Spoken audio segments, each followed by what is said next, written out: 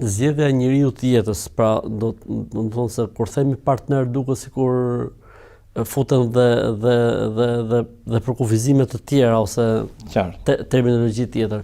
Pra kur duam zgjedhim bashkëshortin, bashkëshorten, normalisht duke qenë se është ndërtimi i një jete të re, është ndërtimi i një familje, duke qenë se do të jemi bashkë për një jetë, domethënë e cila sa ta ketë dhënë Zoti i Madh, domethënë, po mendohet pra për një jetë normale, për një cikël normal jetësor, kur mendohet se nëpërmjet kësaj lidhje do të krijohet familja, do të ketë fëmijë, pra nuk shihet vetëm kriteri fetar. Për këtë arsye edhe profeti alayhis salam tha, kur martohet një femër, po një të gjë vlen edhe për mashkullin, pra kur martohet njeriu martohet për disa arsye, pra ka disa gjëra që e nxisin njeriu për të martuar.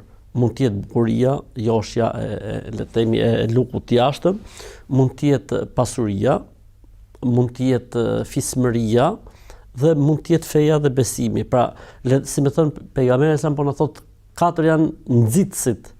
Po kjo nuk përjashton pjesën e dashurisë apo pjesën e ndjenjave, sepse ne kemi hadithe të tjera, transmetime të tjera. Për shembull, vjen një dikush tek pejgamberi selam dhe i thotë pejgamberi i Zotit, sapo jam fejuar me një gocë ensarësh.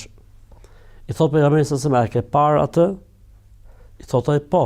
Thotë dëgjoj, shikoje mirë se në sytë e ensarëve ka diçka të bardhë.